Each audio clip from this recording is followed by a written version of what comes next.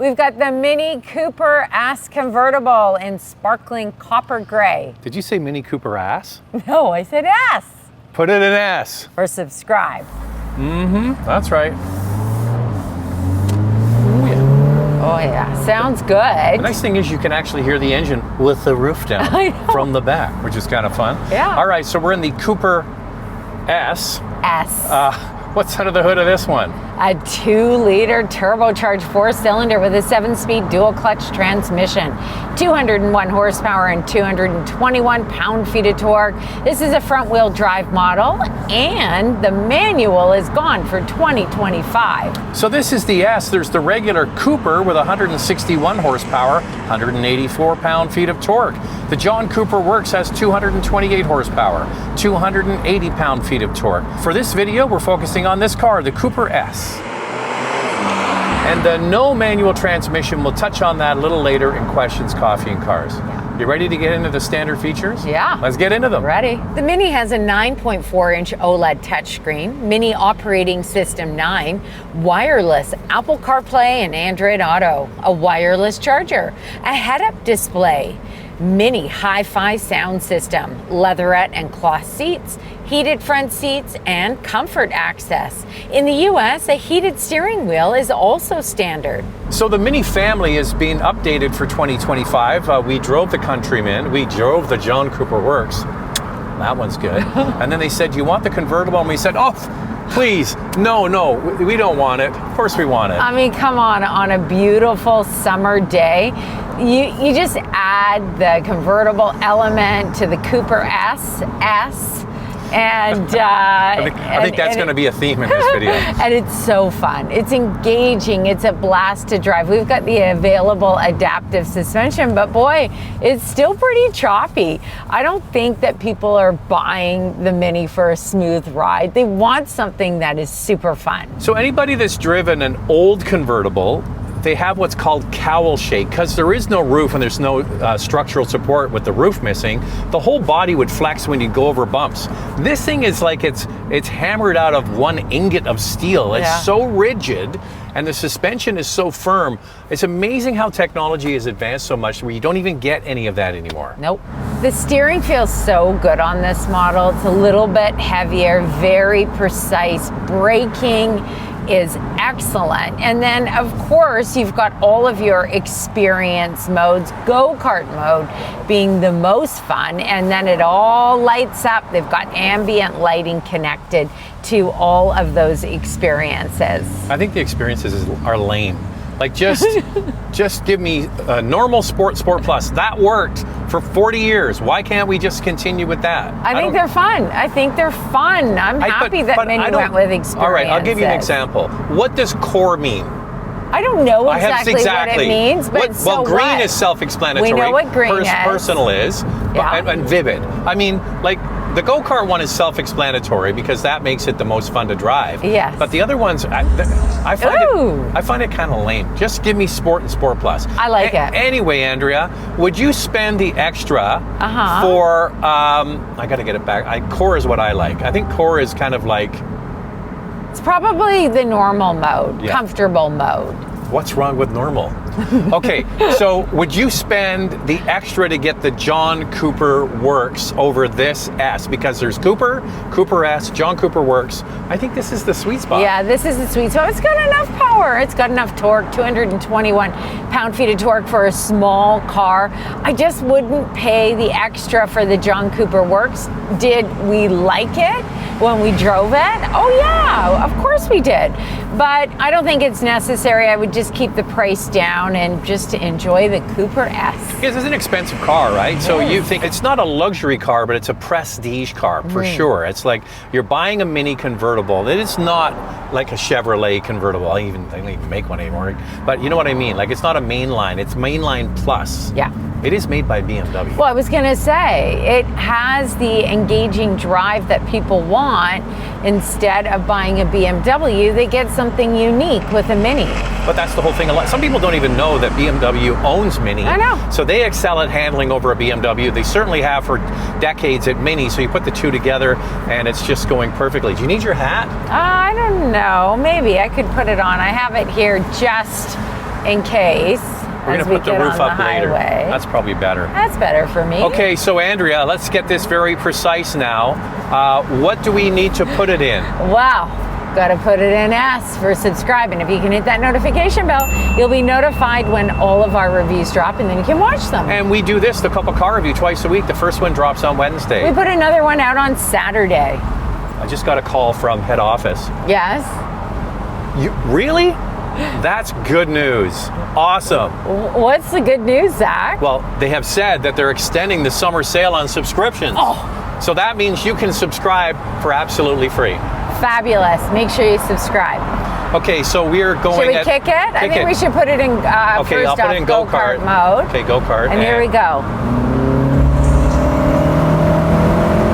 Sounds good. Sounds great. They're definitely piping Sounds great. They're definitely piping in something. I don't mind it. We're going to have to go slower so people can hear us. I know. But yeah, they're definitely Slower piping down. something in there. That's okay. I'm okay with that. I spent all the money. I'm quite happy to get them to pipe in some noise. Do you know what I love about convertibles? On a summer evening, they are the absolute best. It's still really warm out, but the sun's not beating you up. And this is truly when this Mini shines.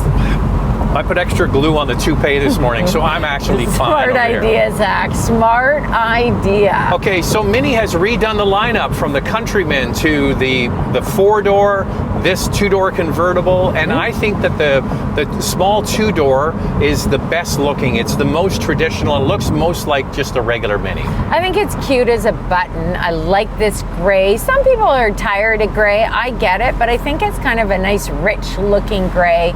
I think that this Mini looks great. They didn't go too far the other way. They still made it look like a Mini.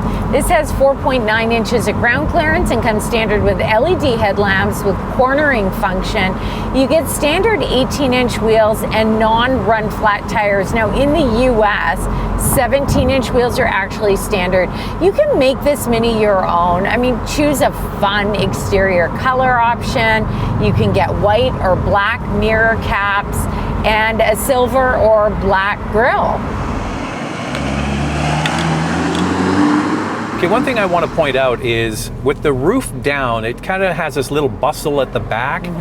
So your rear visibility is obscured a little bit, but still useful. Just keep that in mind. Try it out if you're taking one out for a drive. There's also a wind deflector in the back, so that helps the rear seat passengers with hair blowing and all that stuff. I didn't want to dig it out. No. All right, so the inside of this, we've talked about it with the other 2 Minis that we've driven in within the last year, that they've gone with this new fabric interior. It doesn't, I've edited these videos, Andrea, and it doesn't come through on camera the way it is in real life. Yeah. It's a new material, this bonded material on the dash, kind of has a houndstooth look to it, and I really dig cloth on dashes. Same. I think that Mini has done such a great job with the interior. I'm happy with it. It still has its quirkiness that you would expect from Mini. This 9.4-inch screen is still round. They didn't change that up. They could have gone with, you know, something that BMW is using. And they didn't. They really stayed true to the Mini roots, and I'm happy about that. There's even this really cute storage unit at the center console. It looks like a little lunch box. Wireless charger. You've got a couple cup holders. Door pockets aren't huge, but it's a Mini. What do you expect? So they cleaned up the interior. So the previous model had a whole array of toggle switches and buttons in the center. Now they still have kept some toggle switches, especially for the drive modes, the engine turning on and off, which kind of makes it feel a little retro, but cleaned it up a lot. And it's actually a very useful interior and comfortable. And I like driving it. I mean, I feel good driving it. It's fun. Yeah, I mean, it's enough space for Zach. He finds, well, that's coming up in the hot topic actually about the Miata. So stay tuned for that. But I also like that there's the offering of a power passenger and height seat. Adjustable. Yes, with a height adjustment. It just makes things easier getting in and out of the vehicle, especially if you have some mobility issues. But the seats, as Zach mentioned, are comfortable. There's lots of lumbar support, lots of thigh support. Just got to give the I waved at the other Mini. They didn't wave back. No, we do have some extra features in our test model, including the John Cooper Works seats and also a sports steering wheel. And I like the thickness of the steering wheel. I'm a big fan of that look and how it feels to the touch. Here are the available features on this Cooper S. Power front seats with driver's seat memory, a heated sports steering wheel, Harman Kardon sound system, Park Assist Plus, including surround view, navigation and driving assist plus with stop and go. All right, I took one for the team, Andrea. Decided to get in the back seat. The nice thing is the front seats caddy forward electrically, so it makes it easy to slide the seats forward. Once you get in, there's no problem because the roof is down, and then you pull the seat back and it starts to move towards you. You don't have a lot of leg room, but headroom is unlimited. The Mini offers 41.4 inches of front row legroom and 30.8 inches of rear seat legroom. Now the trunk is like a tailgate. It flops down and it actually is quite big. I would say it's comparable to a Miata trunk, and the rear seats fold down so you get lots of storage space. You could even do a run to Home Depot. This Mini Cooper has 5.2 cubic feet of space behind the second row, and overall cargo space is 34.4 cubic feet. Okay, we're going to show you the roof going up and your questions. Time now for questions, coffee, and cars. Okay, for questions, we figured we'd show you how fast it is for the roof to go up. By the way, it goes up and down in 18 seconds, up to 30 kilometers an hour, or I think that's 19 miles an hour. If I'm wrong, correct me, but I think I'm right there. Anyway, it's fast and it's convenient, and the other great thing is that you can make it just a sunroof. You don't even have to put the whole top down. Convertibles, especially power ones, are a option of convenience or opportunity. The sun pops out, you're like, put the roof down. Yeah. Looks like it's gonna rain, put it back up. You ready? Ready. Your questions from Instagram. So cute. Might be a good contender for when my 2004 Beetle convertible goes. I'd like to see Zach squeeze into the back seat. Well, you saw that just a second ago. Zach squeezing in. How did you find it, Zach? Whoever is sitting in the front has to share legroom. So you've got to slide the seats forward. Yeah. And the Motor Mouth Bros are going to have a video on this. They've already recorded it, actually. Yeah. And Charlie was using this a lot while we were away on another trip, and he took his friends in the back. These are all big guys. Big guys, like well over 6 feet. And they had 4 people in the car, and they said they found the back seat was more of a convertible experience because when you're back there, you're just kind of out in the elements. They also found the speakers back there to be better than sitting here as a passenger. So Charlie said that Harman Kardon sound system is very good in this model, and the speakers are very good in the back. One thing I wanted to say though, that whole convertible experience sitting in the back is great if it's a super hot day, and it was super hot this week. So they're out enjoying, you know, the wind blowing around. It's the opposite if it's a cool day.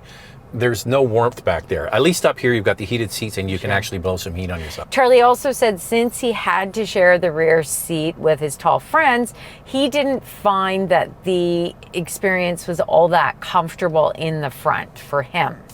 Great color, looks like a blue-gray. I'd have a tough time with looking off to the side to see the gauges or the display. Yeah, you get used to it.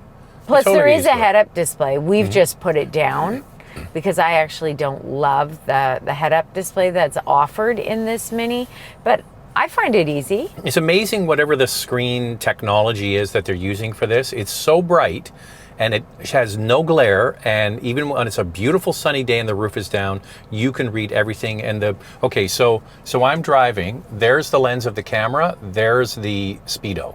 That's how far down it is. So your eye line is just moving there. It's actually better. Hey, if you want to get a question in for a future episode, make sure to follow along at Motormouth_Andrea to also get a sneak peek what's going on behind the scenes. For me, it's Motormouth_Auto. And the links are below the like button.